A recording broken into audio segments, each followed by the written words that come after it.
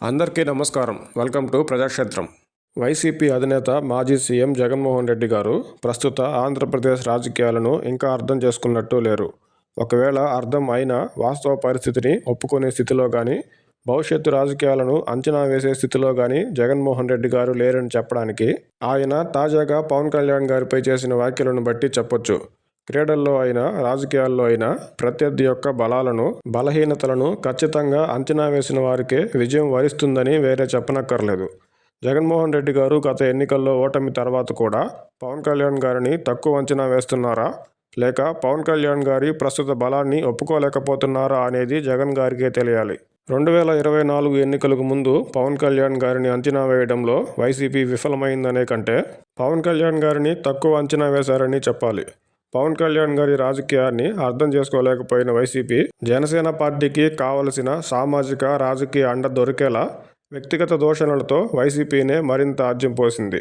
గత ఎన్నికల్లో పవన్ కళ్యాణ్ గారి ప్రభావం వైసీపీ 11 స్థానాలకు పరిమితం అయితే తప్ప వైసీపీ నేతలకు అర్థం కాలేదు. ఎన్నికల అనంతరం పెద్దిరెడ్డి గారు, కేతిరెడ్డి గారు ఇలా కొంతమంది నేతలకు అర్థమైనా ఇంకా జగన్మోహన్ రెడ్డి గారికి అర్థమైనట్టు లేదు. జగన్మోహన్ రెడ్డి గారు 5 ఏళ్లు ముఖ్యమంత్రిగా చేసి ఉండొచ్చు. పవన్ కళ్యాణ్ గారు ఇప్పటికీ ఒక్కసారి మాత్రమే ఎమ్మెల్యేగా గెలిచి ఉండొచ్చు. అయితే చరిత్రను చూసుకుని సంబరపడుతూ వర్తమానాన్ని గ్రహించలేకపోతే భవిష్యత్తు అనేది ఎలా ఉంటుంది?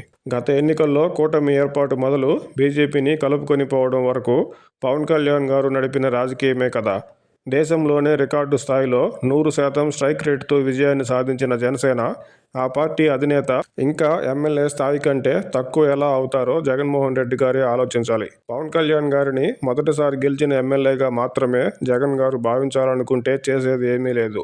అలా కాకుండా గత ఎన్నికలను ప్రభావితం చేసిన వ్యక్తిగా, ప్రస్తుతం రాష్ట్రంలో నలుమూలలా తన బలాన్ని పెంచుకుంటున్న పార్టీ అధినేతగా, సమీప భవిష్యత్తులోనే సీఎం స్థానానికి పోటీదారుగా పవన్ కళ్యాణ్ గారిని వీలైనంత త్వరగా జగన్ గారు గుర్తించడం వైసీపీకి, జగన్ గారికి మేలు చేస్తుంది. ఎందుకంటే ప్రత్యర్థి బలాన్ని సరిగ్గా అంచనా వేయగలిగినప్పుడే పవన్ కళ్యాణ్ గారిని, కూటమిని ఎదుర్కోవడానికి వైసీపీ సరైన వ్యూహాలను వేయగలదు.